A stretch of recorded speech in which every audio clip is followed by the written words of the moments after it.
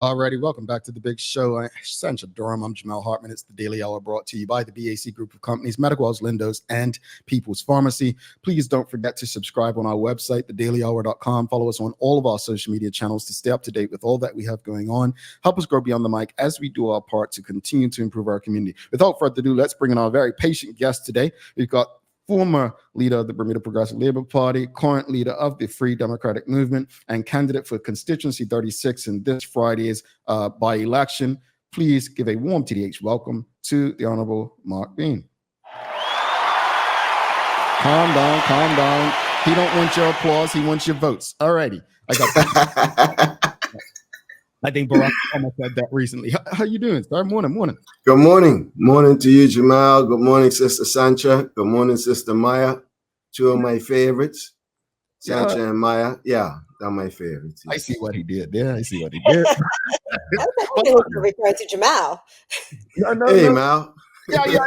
We're good. Like, there are too many rumors that I'm second in line in FDM. We don't need to be friends publicly. Well, no, basically, Sancha and Maya, they make the brand. You know what I mean? It's true. Yeah. We need some, brains in the conversation at times. But no, I didn't know. Because of Sancha and Maya, we actually touched on the One Bermuda Alliance thing last night, and we weren't here to discuss that. But since we were discussing it earlier, I definitely want to ask your opinion before we jump into today's convo about an education authority. It's interesting. I know that the One Bermuda Alliance has mentioned it before, and so I cannot go into details until I'm able to see, what they're actually trying to propose, and so in the end, it would be wrong for me to say it wouldn't work or it will work. Mm-hmm. You made an excellent point earlier in the show that as long as the funding is coming from the taxpayer, it can never be truly independent. Mm-hmm. Now, I know that we in the Free Democratic Movement have proposed a comprehensive strategy for education reform. And it might have some similarities to what the One Bermuda Alliance is proposing, but certainly it doesn't speak to an independent education authority. But it does touch on the fact that we need to decentralize and move or shift much of the administrative responsibilities of the education system out of the hands of the ministry and shift it towards school boards and the principals, the teachers, students, parents, and the community. Basically, a more grassroots orientation towards education that starts with the best and brightest from within the community, from outside it, or within the community. Sorry. So that is what we're going to be proposing, and it might be some similarities for sure, but I cannot say because I know that they only proposed it last night, and I haven't had a chance to review it. Yeah, no, and that's fair. That's fair. I think I've been scarred based on my very personal and professional experiences with an authority that they brought to light over 10 years ago. But let's jump into today's conversation. Yeah. As mentioned, we had Lieutenant Marc Bean in yesterday speaking about his decision to run as an independent. We have you today. We'll have PLP, former Senator Reverend Emily Gale Dill tomorrow, and then Carl Neblett represent the One Bermuda Alliance on Thursday. Why'd you decide to throw your head in the ring for this by-election?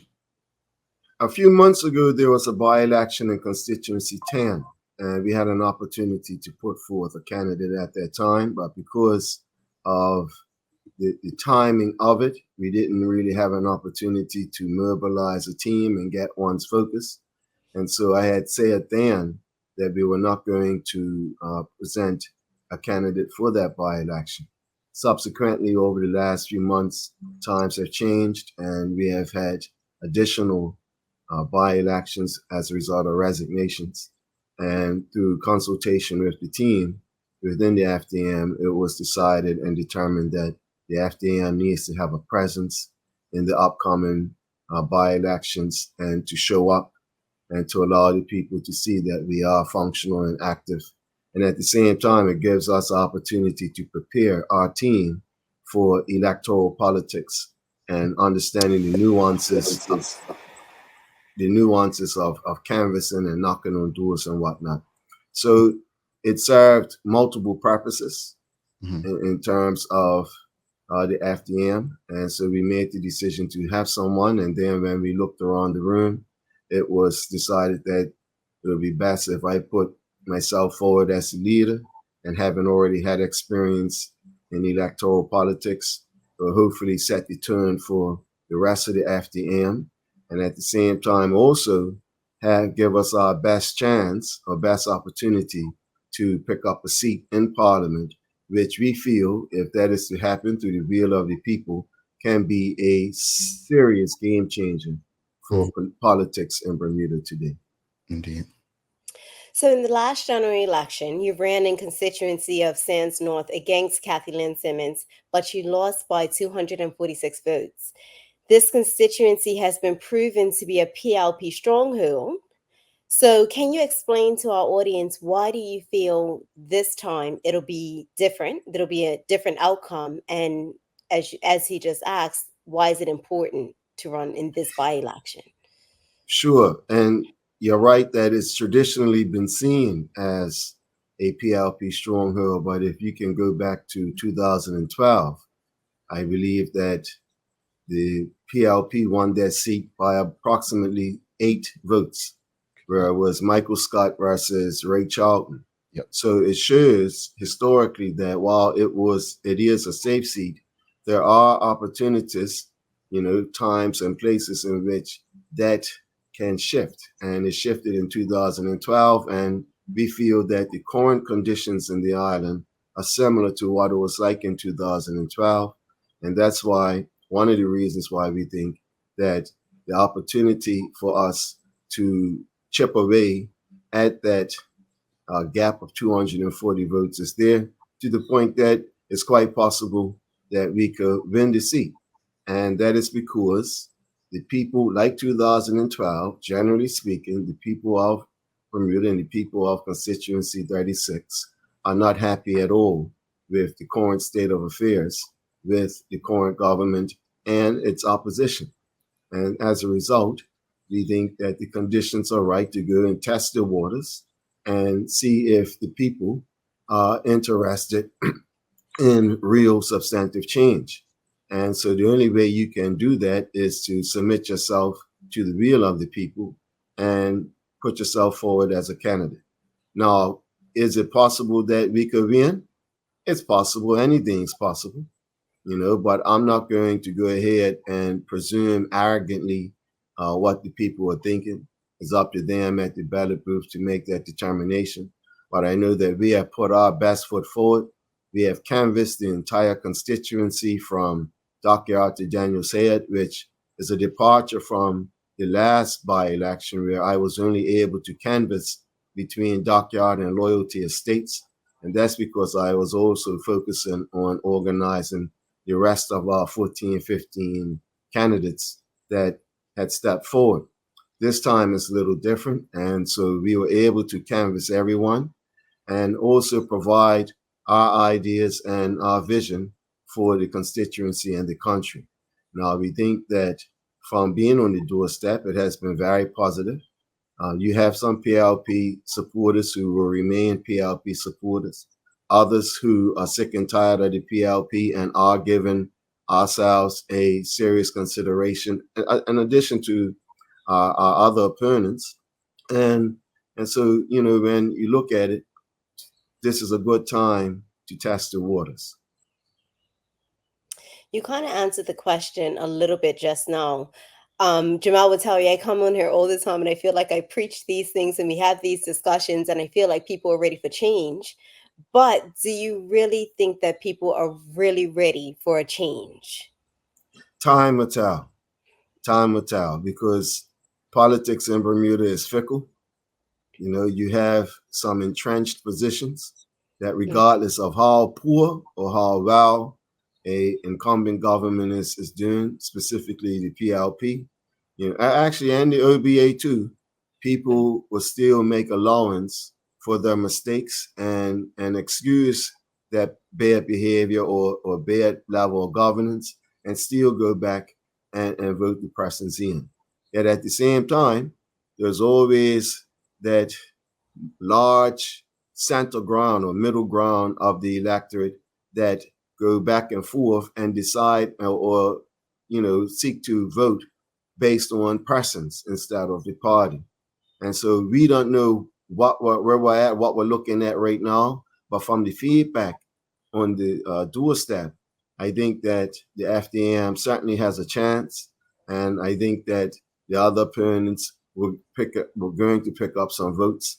And it's a little sticky, a little shaky for the PLP up in the West End from the feedback. But again, time will tell. This will be my fifth by-election in my political career or experience. And I've won and I have lost. And each time, when I won or lost, I didn't expect it. So I have won and I didn't expect it, and I have lost and I didn't expect it. So you never can really count your chickens before they hatch. And so that's our position. We have people within the FDM who just ooze confidence. Speak it into existence, Mark. Make it happen. We're going to win this. And I'm like, yeah, we could win it. But one thing I'm not going to do is be overconfident, because losing is painful. Right. Okay. Yeah, losing is painful. And I don't like to lose in that regard. So I just try to be moderate. And all our concern was to put our best foot forward and then let the people decide. So last night, the OBA had their party conference claiming that they're ready to return to government and put Bermuda on the road back to success. At the same time, there have been mentions from the people that they haven't heard much from the FDM since the last election. Can you explain to the audience where the FDM stands with the general election likely to be called soon? We'll be fully prepared for the upcoming general election. And I know that certain persons have put out the narrative that the FDM hasn't been around, and I know where it comes from. It comes from our political opponents, because they have nothing else that they could stick on us to try and change the mindset of the people towards us. The irony is that when we were present and we warned the country of everything that they are going through today, the people rejected or they didn't listen. And so when we were present, they weren't listening. But then when we withdrew from the presence of the electorate, now they're complaining that they don't hear from us. So it's a challenge, because you can't have it both ways. It's either you want us around or you don't. And there are other factors as to the reason why we step back a touch. But one of the biggest factors is, as our parents taught us, if you don't feel, you must hear. And so I will repeat every single thing that the country is going through today. The FDM are the ones that stood up and warned the country that these are the pitfalls that we find ourselves going towards unless we change our course, unless we change our attitude. And people didn't listen, and now we are suffering the consequences. Now, the FDM's position isn't to say, see, I tell you so. More so, our focus is that now that you realize what we tell you, now here is the alternative option that you can really have a choice, to consider. Because if you're tired of the Progressive Labor Party, then certainly you can have confidence and trust within the Free Democratic movement, regardless if we've been out front or been in the background. This is what our position is. And the last point I will say in regards to persons asking where the FDM has been is that, people, we have to respect the electorate's choices.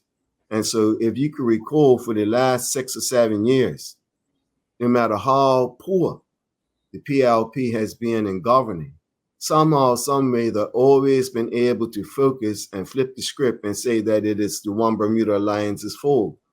And the One Bermuda Alliance would be like frozen in time, and not able to adequately respond to being blamed for the bad governance that the PLP has been actually implementing on the people of this country.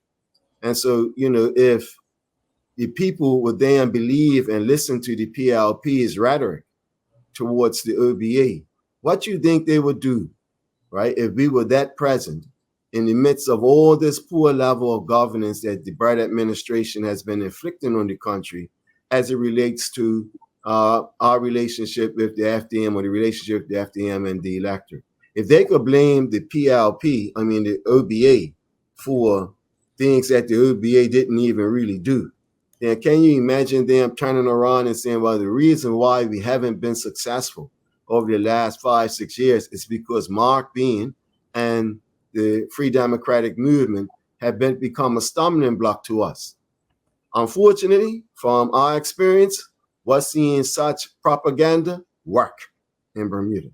People quite literally will listen to that propaganda, and actually believe that the reason why the government is so poor is because you have the FDM or even the OBA in the midst, becoming a hindrance to their desire to govern better. That's the PLP's desire to govern better. So we removed ourselves and allowed the people to then have a direct relationship with the government, so they can measure whether or not this government is serving their interests or not, without casting blame on external players like the One Bermuda Alliance or the Free Democratic Movement.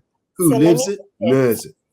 Because you have people like me that's raising their hand, that's saying, we need you to be present. We need you to be there to hold them accountable. And yes, I get that, you feel as if you stepped back a little bit, but what about those people that are saying that we need you to be present? Because there's a lot of people that are just feeling as if, the PLP is doing whatever they want and no one is holding them accountable, and stepping back away from that gives a sense of it's okay. No, I'm actually glad that we'll reach that stage, because we've been waiting for everyone to tune in and reach that stage. It's not that we rejected the people, the people forgot and rejected us the last time. And through experience, now ones are saying, well, where are you? Well, here we are. And the FDM has been out active since April. Okay, we had an opportunity to run in the last by-election in Constituency 10, but we chose not to. And so we have to be patient and wait. Now, here's the opportunity to put what you're positing, right, to the test. Are the people really desirous of change? Because in the midst of these cries of change, the FDM has actually prepared a comprehensive vision to help this country help itself. Now, the question is whether or not it's going to be accepted by the people now, because it certainly weren't accepted by the people then. All right, but we're still present. We're still here. We recognize the challenges that the country is going through, because again, everything that you're going through, we warned you and we tell you about, okay? And we paid the political price to do so, a price that no one else has paid, okay? So I don't mind being blamed, and I don't mind being accused of not being present, but now we are present. So what we going to do about it? Because we're prepared, we're willing and able to help the country. It's interesting. I want to say it's interesting, because you can't say I told you so. You're being humble and modest in that respect. But I certainly can bring those clips when you've said certain things back in 2018. You literally kind of did predict we'd be where we are, but they dismissed you at that time. They dismissed you as angry. The angry black man, right? They did. So I understand Sancha's concerns in saying that, though. I do. But at the same time, is having fought against the government and knowing what goes into it, it's tough being out there fighting on your own. And sometimes it's like, okay, well, you didn't support me then. Let's see how we do now while I sit back. Now I'm coming forward. Do you understand now? Now let's come together and get this. Like I kind of get what you're saying with it from that standpoint. But it's tough for a voter, because you're right. The PLP comes swinging. I mean, in many people's opinions, they have governed poorly. And they come swinging at the One Bermuda Alliance. And I've given credit to Jarian Richardson, the leader of the OBA, quite a lot since Cup Match. He's been on form. I mean, he has responded like what we've needed the last couple of years. It's been a different man. But before that, it was like the OBA word, the PLP is punching bag. And as a voter is like, look, they're governing poorly, but there's no one to fight back. Nobody's fighting back. And I think I'm not trying to speak for Sancha, but we've got to move on. And audience, we'll get to your questions as well, but go ahead, Sancha. I know you've got other questions, sir. So what are your thoughts on the independent movement of Sir John Swan and Marc Bean and others? The independent movement is something that's been created by Sir John. And one of the big issues I have with the independent movement is that it's deceptive because they're trying to appear as if they are independent and they're not. The so-called independent movement really is a political entity that is led by Sir John Swan, Rene Webb, and Ralph Commission, and that's what it is in every sense of the word. In the Bahamas today, you have a political party called the Coalition of Independence. Okay, and the only difference is that they admit that they are a political party in the Bahamas, while in Bermuda we play this hop, skip, and jump, deceit and sleight of hand type of politics, which is what the people are actually sick and tired of, by the way, that same mentality. And we see that being deployed for the purposes of independence. Now, that's not to say anything negative about Marc Bean. Marc is young, has just entered into the political space, so you could forgive him for not being fully aware as to the presence behind him who are deploying him in this by-election and encouraging him to step forward. I think that he has a lot to offer going forward. In fact, I mentioned to him the other day that the time will come where I will probably invite him to come and be part of the Free Democratic Movement, because one of the things that we have done in the FDM is set up a young leadership academy, which we can prepare young persons under the age of 30 to be adequately tooled or retooled to be able to function in the political space. And that's one of the gaps that we have noticed, not only for Marc, but also for other candidates, is that these political parties are not preparing their candidates properly. So when basic questions are asked, they're not able to answer. And so I know that there are improvements that have been seen over the last few weeks, because practice makes perfect. But at the same time, the independent movement is not everything that it's put out to be. And as you know, I'm not a person that likes to deceive people in any way. Just speak the truth and be who you are. And I think that that's what the independent movement needs to do, is if you're going to be a political party, then just be that political party. Because when you ask persons, how are you supposed to govern as 36 different independents, when you compare the mentalities of a Sir John Swan vis-a-vis a Ralph Commission, it just doesn't mesh. It doesn't make sense. Okay. And so that is one of the challenges, because the next question is, how on earth are you supposed to govern the country if you're not able to focus and function within a unity of spirit? And that's one of the benefits of the political parties construct, is that ones are able to move in the spirit of collective responsibility. So everyone's got each other's backs, basically. So what are some of the concerns that you're hearing coming from the constituency of Sands North? There are many concerns, both locally and nationally. Locally, there are issues with Burrs Island and the relationship, or the Hurler Dockyard and the relationship with Redcoat. That is a long-standing issue, and the majority of the residents under Redcoat, i.e. from Burrs Island to Dockyard, are not happy with the relationship that they have. This is an area that needs improvement in terms of the structures of the houses and sewage and water and other infrastructural shortcomings that are there. You have Messina House and the youth center that's up on Burrs Island that is not utilized the way it can be used. So they also make mention of the need for that to be fixed. And then you have unemployment within the community. People are suffering. People are not able to find work. You have a lot of persons who are just sitting there idle because the economy is not growing the way that they would like it to be. You have young people who have moved astray and got caught up in gang violence, some to some degree or the other, and their parents and even themselves are concerned about their safety and security. And so, and then most importantly, or not most importantly, but certainly it should be mentioned, and that is our senior citizens are suffering exponentially. It's difficult because healthcare is very expensive in its current construct, and pharmaceuticals are very expensive. Co-pays and insurance is very expensive.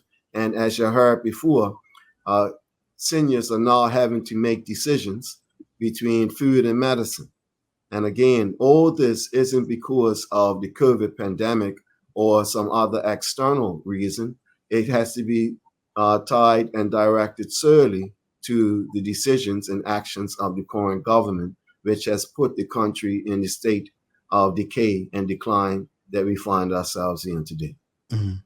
I'll speak about it once you leave the room, but it's something, and I don't know if Sancha feels the same way or if the audience does, but in listening to you this morning and listening to Cyree Bean yesterday, and haven't had the opportunity to connect with the other two candidates, what I will say is I feel like you both genuinely care, and I think that's something that people haven't felt from politics and politicians in the last few years, and I'll touch on that a bit later. But I just want to go back to the constituency because, like Cyree, you just named some key things within the constituency, but also nationally.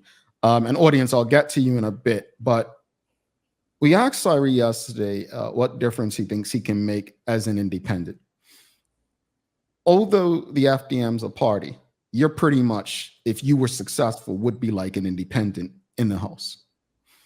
What difference do you think you can make as a one-man show in there? Like, that's where I think people may have some concerns.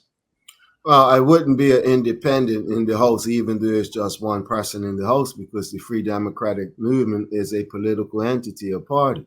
And so that means that whatever positions I may have in the House as the elected representative will also include consultation with the team of the FDM.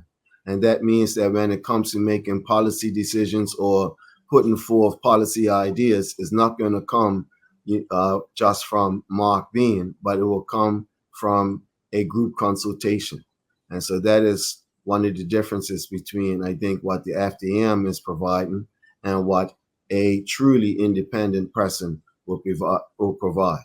Now, what can we offer under such a circumstance? Well, the fact is that my experience, I think, speaks for itself. I'm one of the few persons that can speak, well, the only candidate that can say that they have served in every capacity of our Constitution, except for that being the premier in our country. And so I've been there and done that. And right now, when you look at the state of this country, you have to ask, what type of candidate do we need out of this by-election that will help shift the direction of this country effectively? And that could only come through having the experience and the heart to match. And that's what I know I bring to the table because I've already paid the political sacrifice in this country, as the former leader of the PLP, and the PLP then turned around and attacked me with others, et cetera, et cetera.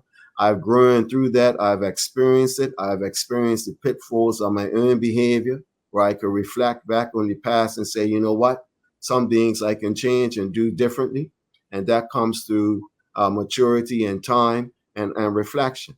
And so when you combine those inner characteristics, and in addition to the experience that I just alluded to, then in my mind, what the FDM represents and what I represent as a candidate is the strongest alternative to what you see in the status quo today. Furthermore, can you imagine a Marc Bean being in Parliament? There's only two things that could happen. It's either that they're going to be held to account on both sides, which is doable, And it's possible, even with just one person, again, because of the person you're speaking about, or that you can just sit back and it will be toe to toe. It will be fire, and they'll be held to account.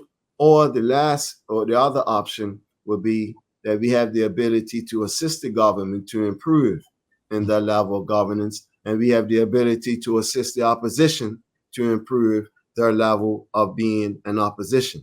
And that comes as a result of experience. And so I know that even though I'll be just one person in the House, this is what I'll say in to conclude that answer, is that there is a vast majority of people in this country that are watching this by-election and are hoping that the Free Democratic Movement and myself is elected into the House, because they know innately that that's exactly what the country needs out of a by-election, is someone who can hold the status quo to account and also help them improve in what they do. And that's what we bring to the table. All right. After the Lieutenant Cyril Bean yesterday, we did get quite a few comments to the Daily Hour. And, I was going to save this for tomorrow with the PLP candidate, but there was a consensus. And that consensus is Bermuda needs a political disruption, be that Bean or Bean. Take what you will from that. The elephant in the room. Let's talk about it. Sancha and I had a conversation a couple weeks ago about the venue for this by-election. We asked Lieutenant Cyril Bean yesterday the same question. Sancha has her opinion. I gave my opinion. What are your thoughts on the venue being the home church of one of your opponents, Reverend Emily Gail Dill? It's a legitimate concern that was raised by the One Bermuda Alliance, because when it comes to justice and fairness, it has to be seen to be put into effect, not just said. And so certainly when it was raised and we had the meeting with Her Excellency the Governor, the first thing I said when I finally arrived to the government house was that we should probably just go up St. James's Church and call it a day and keep it simple. And then we could just focus on this by-election. But they made a decision. I don't know who made it. I don't know if it was the governor or the parliamentary registrar, to go ahead and proceed with Allen Temple. I must say that Allen Temple is a very closed and difficult polling station. It's not the most comfortable compared to other polling stations that I have been to, for the simple reason that even when persons who are coming to vote approach the church, the way it's situated is that only half of the candidates can see the people approaching the polling booth, while the other half are on the corner. And that's a challenge, because when you're looking to get a vote, it starts with eye contact and energy and vibrations. And so when you don't have that, it's kind of a challenge, to be honest, from a practical sense. Now, from the FDM's perspective, we're ready to contest wherever it may be. It doesn't matter if it's at the AME Church. It could have been at St. James's Church. It could be at a community center. And it could be what's considered to be a home and away. We are away, and the incumbent PLP is home. That's home base. That's fine. We're still willing and able to compete under the circumstances. We're not afraid of going into such territory in order to win, because that's what you got to do. You got to have that courage. And if we have faith like we do in the electorate and the work that we've done in terms of canvassing, then that's all we can do, is leave it to the will of the people to decide. I do know that many persons in the constituency are not happy with it. They have expressed it on the doorstep, that it just seems to be another attempt by the PLP to manipulate the environment. It seems like every time they get the opportunity, they don't, cease or desist from trying to get an opportunistic position versus their opponents. But sometimes that can actually, what they call backfire politically, because people see it for what it is, and they don't appreciate it. So time will tell if that actually reflects or manifests in terms of votes. All right. Question from the audience. Rosalind Famous is asking, an audience, if you have any further questions or comments, send them through. What is the underlying political philosophy of the FDM? Freedom. Freedom. There's only two forms or effects of politics in the world today. You can either be a government that's seeking to give the people that you represent more freedom, or you can seek to control them. The best example of a government controlling the people is the Progressive Labor Party today. Okay, and we are the antithesis of that approach.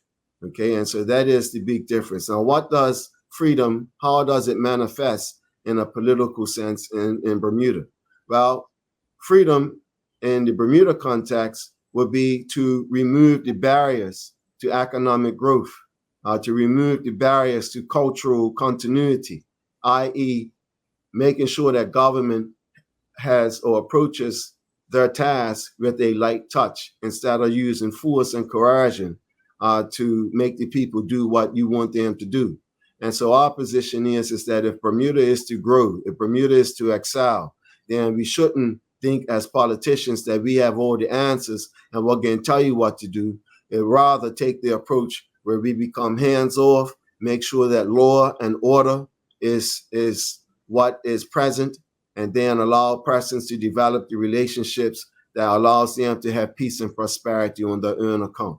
No government, I haven't met any politician in the world today that can do the job of an individual citizen better than they can do for themselves. And that is making decisions for their own benefit.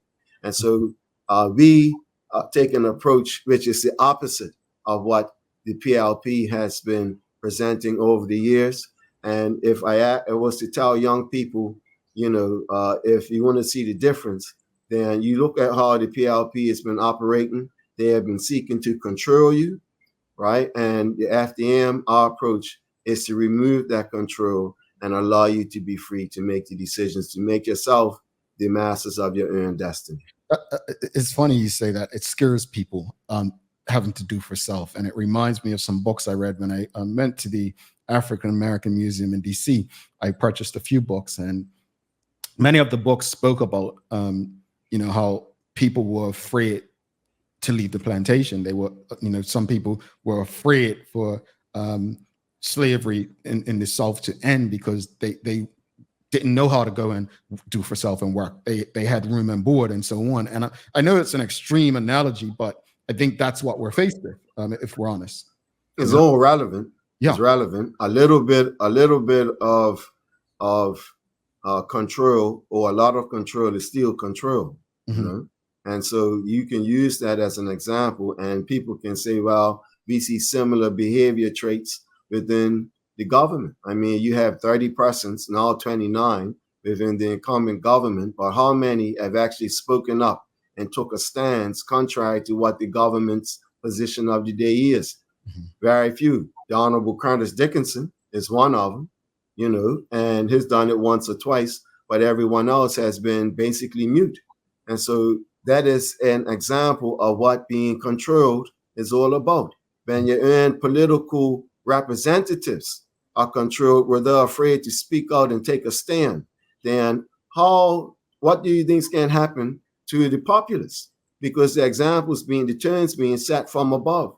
And so this is where we feel that we need to change the dynamic. We need to change the approach.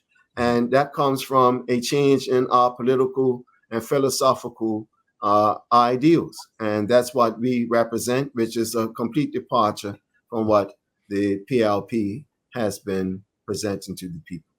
All right. Final question. We asked Lieutenant Bean the same. You kind of already answered it, but I'll give you one last chance to answer this again. Just let the constituents of 36 know why you believe you're the best candidate to serve them in the House of Assembly. Because Bermuda is in the worst state that has ever been, and you need someone with the experience, the willingness, and the ability to help the country navigate out of that situation. And so it's not wishful thinking when you're voting for the FDM or Marc Bean. You're voting for a tried and tested individual who has been through it all, who is showing that, we can represent the people's best interests. We're not fearful of anyone. There's no one in politics that can make us cower or be like a coward and not hurl our tongue back when we see that there's something untoward or is negative in terms of how it impacts the people of this country. So what you're getting is someone who is tested and tried, and someone, most importantly, that you could trust. Because the reality is that some people don't like me, Jamal. Some people don't like me being in politics. There are persons in the PLP that don't like me. But I'll tell you what, none of them say that they don't trust me. Now let me ask you this question. How many politicians or people in this country you can say in the public space, you can say that, yeah, I trust that man or I trust that woman? And tell me if that's not the most important political capital that the country needs today, but trust. Because if you don't have trust with the people who are representing you, how on earth are they supposed to implement policies that you can believe in, that you adhere to, and you can buy into? It's not going to be possible. In fact, we're going to just be repeating what we've been living through for the last 7 to 10 years. And if people are asking for a change, right, there's not no hocus pocus pie in the sky change that they're asking for. It's not a type of change that says Santa Claus is coming out of the sky or coming through the chimney.